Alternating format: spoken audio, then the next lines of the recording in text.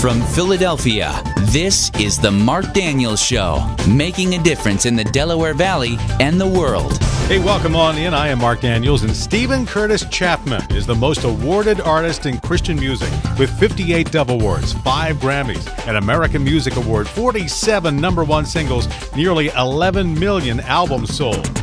Wow. His 18th studio album is called The Glorious Unfolding.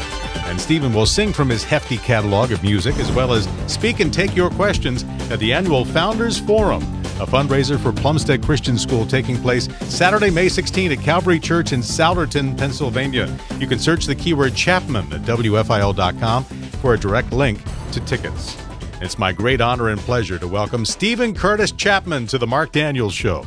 Good to be with you, buddy. Now, I am speaking today from the studios of what used to be a contemporary Christian music station here in Philadelphia called WZZD. Back in the 80s and 90s, I was the PD. Oh, I remember it well, yes. Well, we remember you, too. As a matter of fact, outside the door of this studio for the past, I don't know how many years, there's a big signed poster that celebrated your first 10 years of your career, and you're eternally 35 years old here at our station. Oh, bless you. Thanks. You can keep that one up there forever. I don't have the mullet, though, do I? It was after the mullet. No, it was the shortcut. It's good. Okay, good. Yeah. Then you can keep that one up. Yeah, another story, too, I got to tell you before we get started. I remember traveling to Promise Keepers back in 1994 at the Hoosier Dome in Indianapolis. I was sitting in the hotel restaurant, and you came over, you introduced yourself to everybody at the table, and then we shared an elevator. So, brushes with greatness. Oh, that's awesome. Good to talk to you again, then, after all these years. Yeah. Well, you were pre-med at one point. What made you decide to turn to music as a calling? Well, in a word, chemistry. Really, I could sum it up in one word, chemistry. That was it. Not so much that the chemistry was not right between me and the idea of pre-med. It was more just the class of chemistry. It pretty much revealed to me very quickly at Georgetown College. It just wasn't going to happen, I understand. Well, man, with all the success we outlined in my intro, yet there still might be some young people who don't know you and your music because there was that 7-year gap between your 17th and 18th albums. What was going on in your life at that time? Well, it was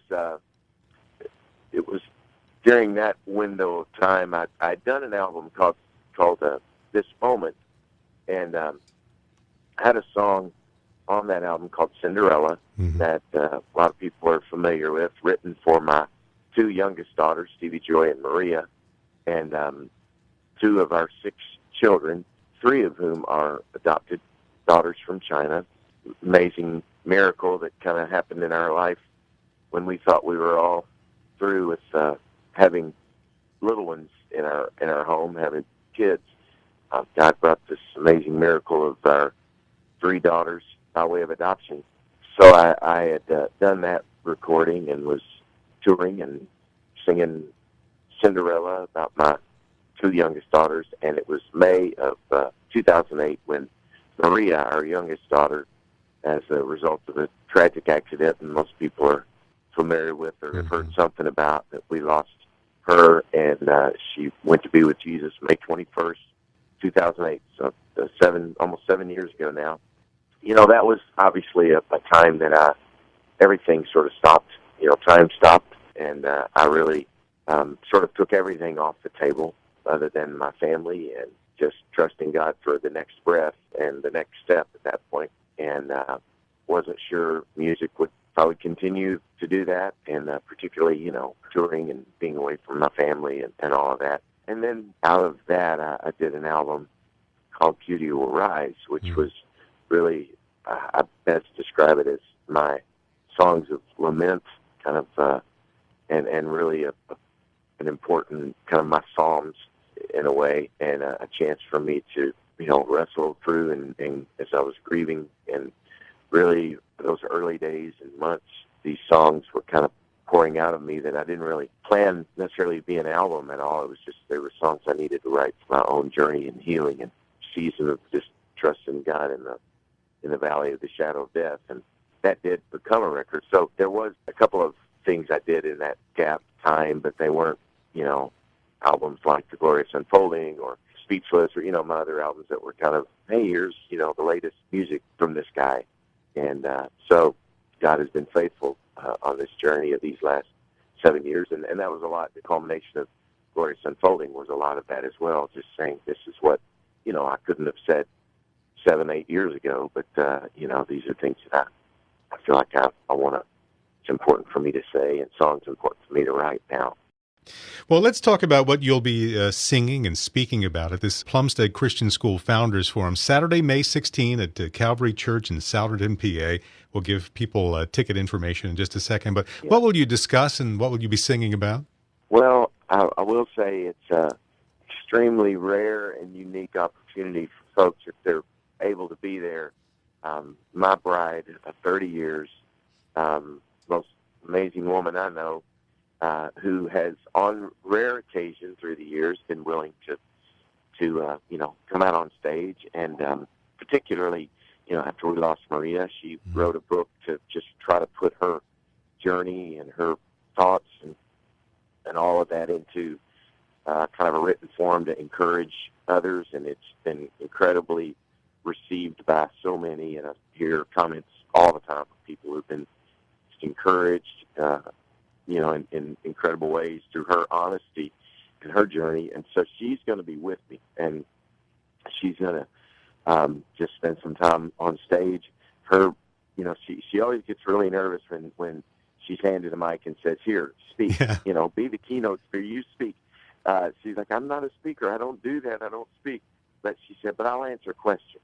So, which, people love that, to be able to just ask her questions, ask us questions. So we're going to have a time of that, which is just, it's pretty unique, like I say, when I can get her to, to be able to do that with me. And so she's going to come be a part of that. And then obviously, with that, just sharing some of the songs, some of the journey, particularly, the last few years. But even some of the other songs, just what's really amazing is, I sing I Will Be Here now, to my wife, a song I wrote for her 24 years ago, maybe. And it's as relevant and even more true now than when I wrote it, because by God's grace, still here. We're still together, and we get to celebrate that. And I can tell, I can sing that song in light of, here's what that song means now.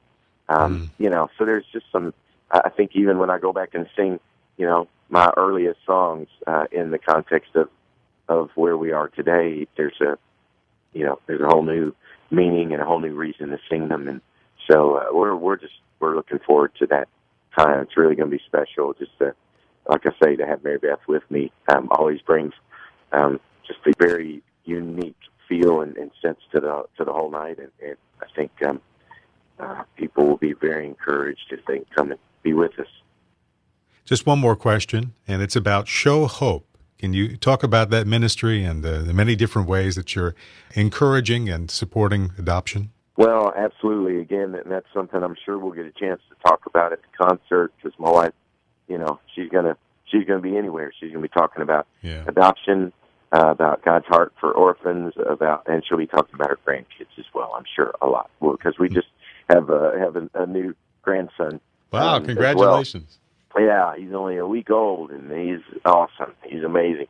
And we started Show Hope, it began about 15 years ago, really, when we adopted our first of our 3 daughters, Johanna. Mm-hmm. And we came home from the airport. We were in Nashville at the airport, arriving from China with our little girl.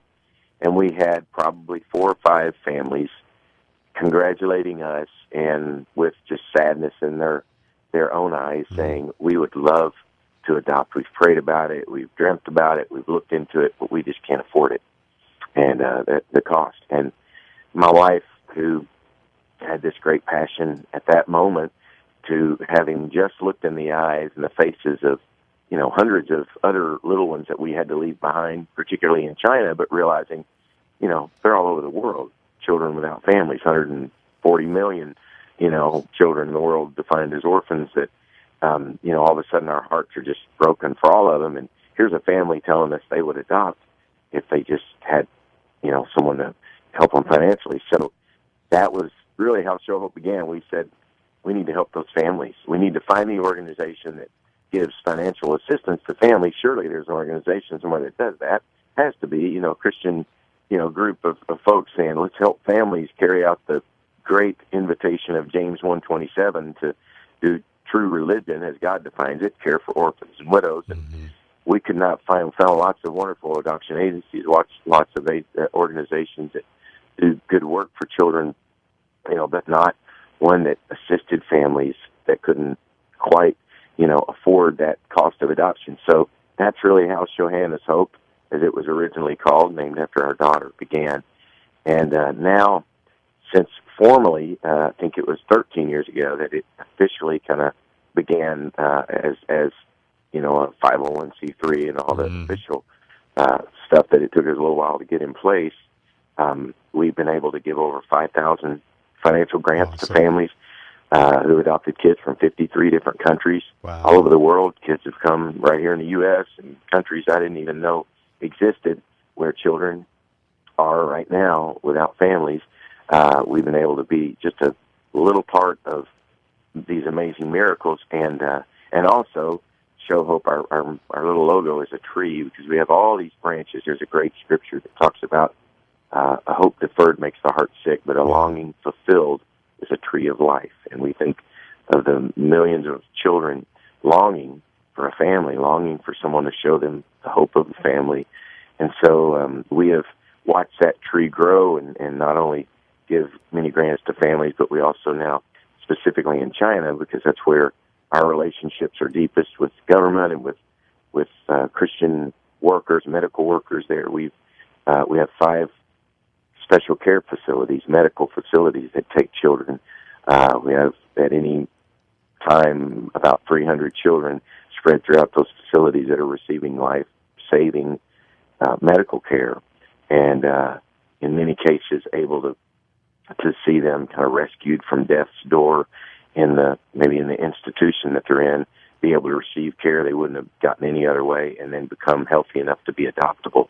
And now we've seen hundreds of those children that literally were not going to survive are now thriving in families, adopted into families, and we're been caring for many more that will maybe still never be adopted, but are at least in a loving environment, knowing that they're cared for and being just loved and nurtured. And so it's been an amazing, incredible thing for us. We have a student initiative program trying to get students captured, their hearts captured for caring for orphans, and the Red Bus Project, and we have an amazing program called Empowered to Connect, which is really a teaching and training program that's doing probably as important a work as we're doing anywhere, that's caring for families and children after they've been adopted, because those who enter into that world know that there's great brokenness that comes when a child's been institutionalized, abandoned, any number of kinds of abuses,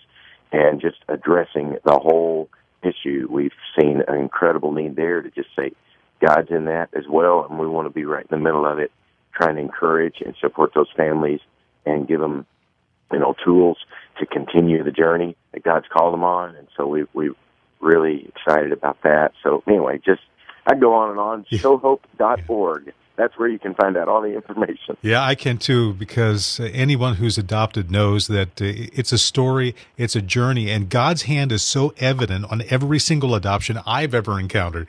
It's an amazing transformation of your family. And yeah, absolutely. Yeah. Thanks so much for all that work. There will be many more questions and answers coming May 16 as Mary Beth and Stephen Curtis Chapman headline the Founders Forum for Plumstead Christian School. It'll be held in the auditorium of Calvary Church in Souderton, Pennsylvania. You can buy your tickets online. Just enter the keyword Chapman at WFIL.com. Easy enough.